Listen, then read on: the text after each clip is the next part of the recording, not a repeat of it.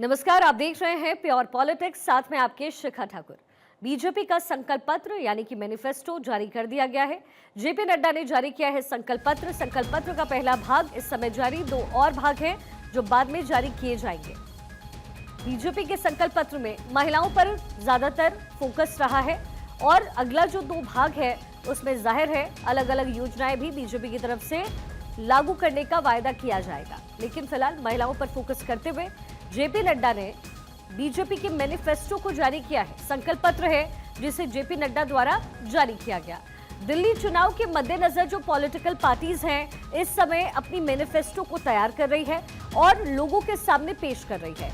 इसी कड़ी में जेपी नड्डा द्वारा भी संकल्प पत्र जारी किया गया। इससे पहले आम आदमी पार्टी, कांग्रेस, दोनों ही पार्टियों की तरफ से अपना अपना संकल्प पत्र जारी किया गया है, लेकिन 2 और हिस्सा है जो अभी जारी बीजेपी करने वाली है।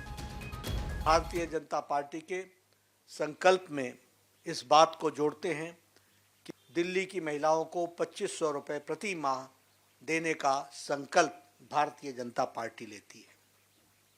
उसी तरीके से एलपीजी के सिलेंडर में जो हमारी गरीब बहनें हैं, जो गरीब परिवार हैं, उनको 500 रुपये का सिलेंडर पर सब्सिडी दी जाएगी और साथ ही साथ होली और दिवाली में दोनों समय में हर एक समय में होली और दिवाली में 1 सिलेंडर ईच यह मुफ्त दी जाएगी, फ्री सिलेंडर दिया जाएगा। इसको हमारे मातृ सुरक्षा वंदना योजना को और इम्प्रेसिव और उसको ताकत देने के लिए, उसको और शक्ति देने के लिए 6 न्यूट्रिशनल किट्स दिया जाएगा और साथ में 21,000 रुपये प्रति प्रेग्नेंट मदर को चीफ मिनिस्टर के मातृत्व सुरक्षा योजना के तहत वह भी दिया जाएगा। बीजेपी के संकल्प पत्र पर आम आदमी पार्टी के संयोजक अरविंद केजरीवाल ने प्रेस कॉन्फ्रेंस की है। उन्होंने क्या कुछ कहा, जरा आपको वो भी सुनवाते हैं। केजरीवाल का काम करने के लिए फिर केजरीवाल ही ठीक है, तुमको क्यों लेके आए? तो एक लाइन के अंदर अगर इनका पूरा घोषणा पत्र बनाया जाए तो वो यही है कि जो काम केजरीवाल कर रहा है वो बहुत अच्छा है। भारतीय जनता पार्टी केजरीवाल के काम की सराहना करती है और अगर दिल्ली की जनता ने मौका दिया तो केजरीवाल का काम जारी रखेंगे। ये उनका संकल्प पत्र है। उसके लिए तो जनता कह रही है भाई आपके पास क्या विजन है, आप नया क्या करोगे? तो देखिए, पहले बीजेपी की तरफ से संकल्प पत्र जारी किया गया और उसके बाद जो प्रेस कॉन्फ्रेंस करके अरविंद केजरीवाल की तरफ से अपनी बातें रखी गई। अदिति हमारे सहयोगी इस समय हमारे साथ न्यूज रूम से बनी हुई है, हमारी पॉलिटिकल एडिटर।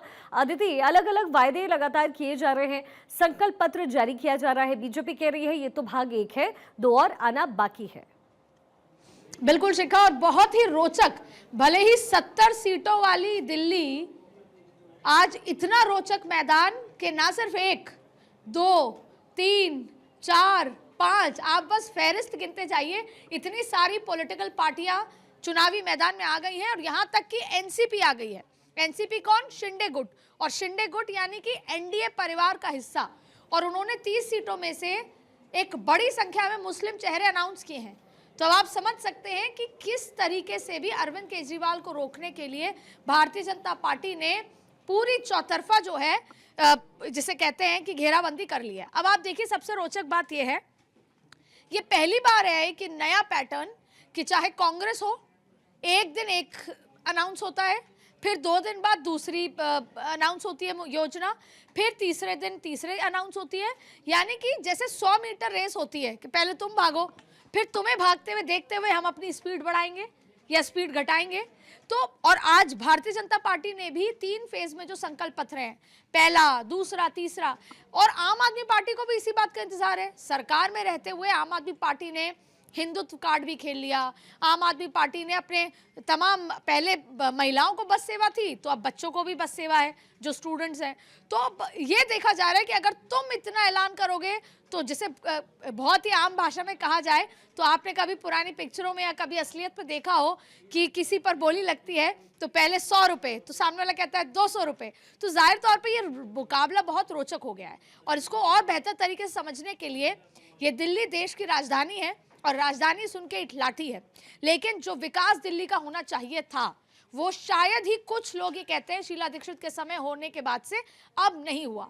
और आज मतदाताओं को केवल मुफ्त के बारे में, आम आदमी पार्टी मुफ्त की ये स्कीम लेकर आई थी शुरुआती दौर में और बहुत अमूल चूल जीत के साथ आंकड़े आए थे, लेकिन उसके बाद देखिए भारतीय जनता पार्टी हो और इस बार कांग्रेस हो, लगातार विरोध आम आदमी पार्टी का हो रहा है। लेकिन आज भारतीय जनता पार्टी ने एक लाइन कही और वो ये कही कि जितनी भी योजनाएं जो अच्छी हैं उसे हम लागू करेंगे, उसको जारी रखेंगे। ये अपने आप में वही बात है जो आज भले ही अरविंद केजरीवाल कह रहे हैं, लेकिन साइकोलॉजिस्ट और वोटर भी समझ रहे हैं कि यानी कि कुछ योजनाएं तो ऐसी हैं जो अरविंद केजरीवाल की बेहतर थी।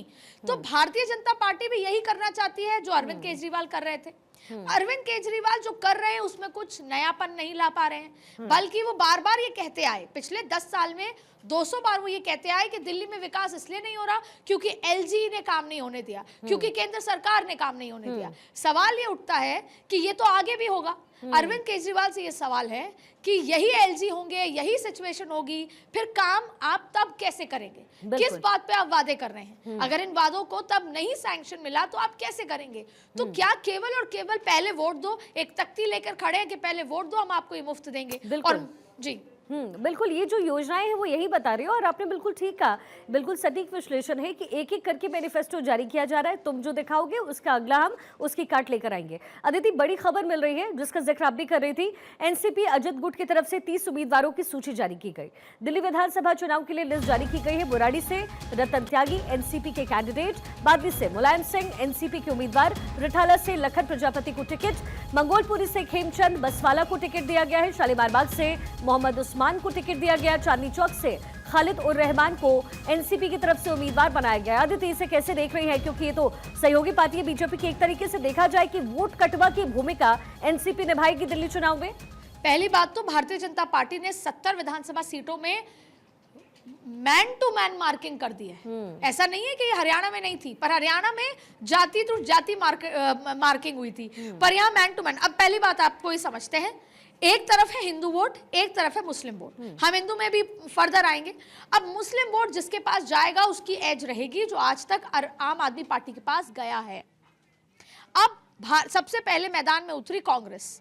कांग्रेस को पता है कि उसका कुछ नहीं बिगड़ने वाला और कुछ भला नहीं होने वाला, लेकिन केवल वो 8 से 10 सीटों पे मुस्लिम वोट बैंक को टारगेट करते हुए, अपना पुराना वोट बैंक वापस लाते हुए अरविंद केजरीवाल के वोट बैंक में सेंधमारी करेगी। फायदा किसको? कांग्रेस को नहीं, बीजेपी को।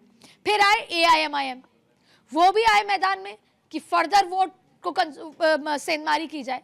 और अब भारतीय जनता पार्टी को कांग्रेस एआईएम के कैपेसिटी पर या जमीन पर, रणनीति पर उतना विश्वास ना हो तो खुद एनसीपी, जो कि एनडीए परिवार का एक बड़ा हिस्सा है, अजीत गुट जो कि महाराष्ट्र में डिप्टी सीएम हैं, वो उतरे हैं, और जिसमें आपने बताया कि कितने मुस्लिम उम्मीदवार हैं। तो भारतीय जनता पार्टी एक तरफ राजनीति दिल्ली में चल रही है कि जो जिसे बोलते हैं कि पोलराइजेशन की राजनीति है। अब उस पोलराइजेशन में सेंधमारी कैसे हो? क्योंकि देखिए अक्सर ये कहा जाता है जो मुस्लिम वोट बैंक है वो क्रिस्टलाइज हो जाता है, वो भले ही आपको दिखता है, लेकिन जिस विधानसभा में वो एक को पार्टी को जिताएंगे, सबके सब वहां के सारे मुस्लिम वोटर उसी को जिताते हैं। तो क्रिस्टलाइज होने ना हो और सेंधमारी लगे तो एनसीपी भी अब मैदान में उतरी, और ये बहुत बड़ा मास्टर स्ट्रोक होगा और अरविंद केजरीवाल के लिए चिंता का विषय होगा कि उनका मुस्लिम वोट बैंक कहां कहां बटेगा।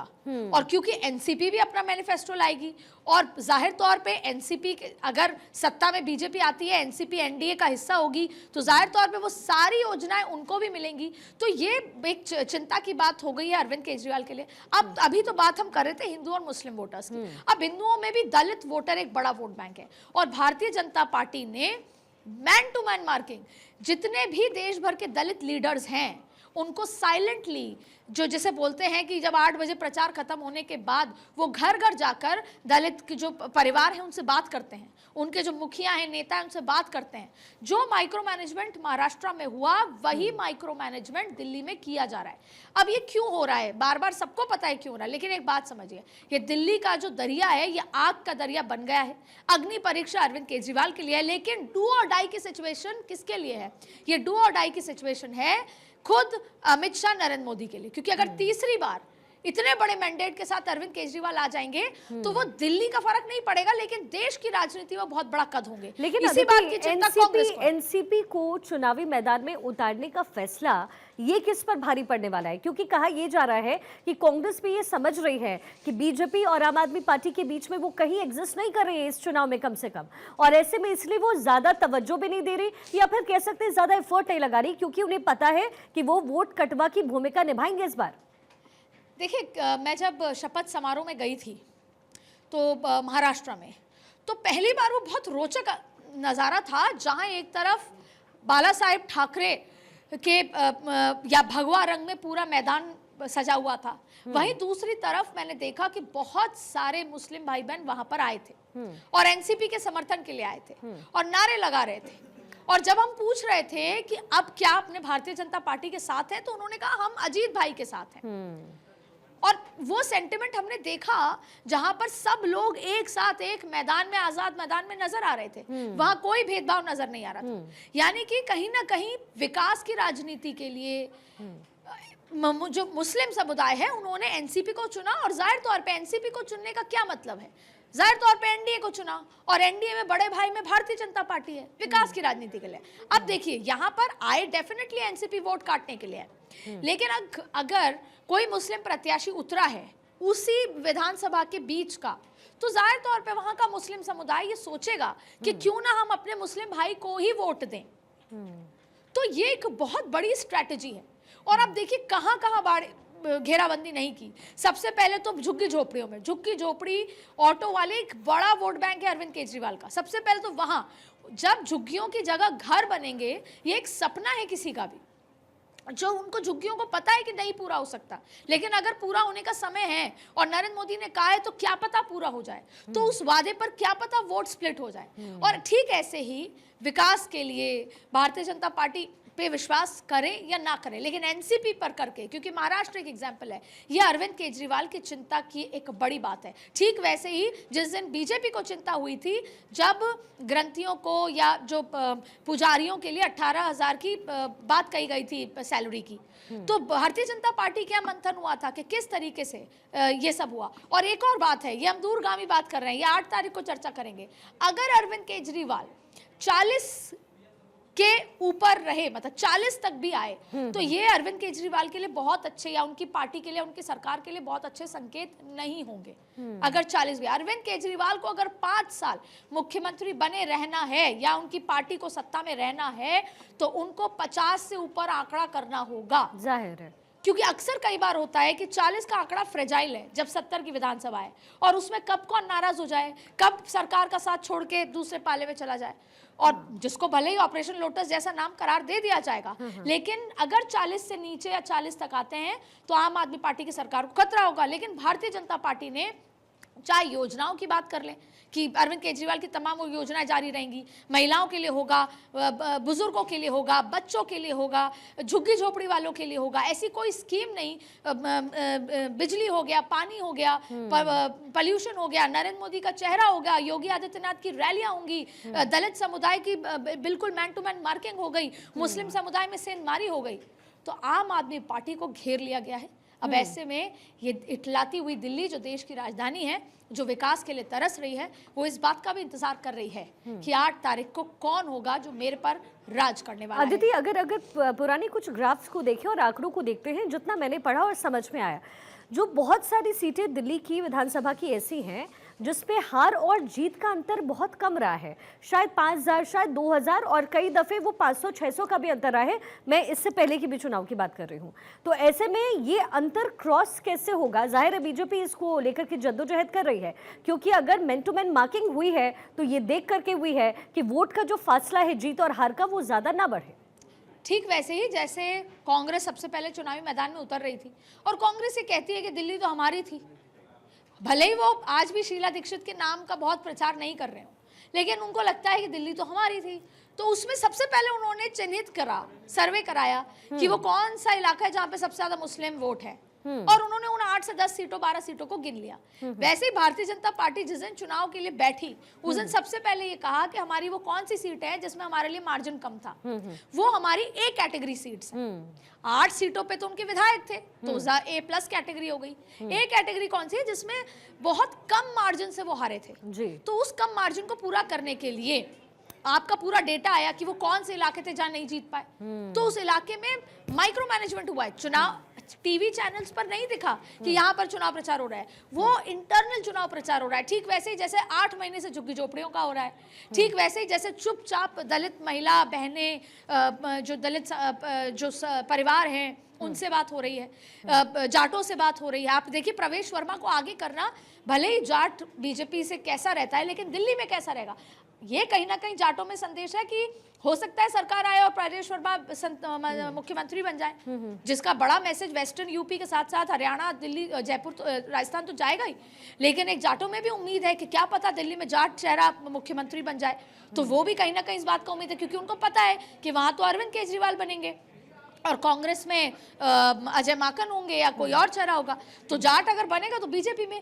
तो जो भारतीय जनता पार्टी के पूरक नहीं थे उनको भी अपनी तरफ बनाने की एक एक रणनीति बीजेपी कर रही है, लेकिन ये सारा गेम प्लान इसी बात पर टिका है। आप आने वाले दिनों में देखेंगे सारा गेम प्लान इसी बात पर टिका है कि किसकी योजना पर पब्लिक, महिला, युवा, बुजुर्ग और झुग्गी झोपड़ी वाले विश्वास करते हैं। जिन पर विश्वास होगा कि ये तो दे रहे हैं, ये देंगे या ये देंगे, हो सकता है अब दे दे, उन्हीं पर वोट जाएगा। इसलिए दिल्ली का जो ये मैदान है बहुत रोचक हो गया है। ये छोटी सी दिल्ली का मैदान जो 70 विधानसभा का है, बेहद रोचक है।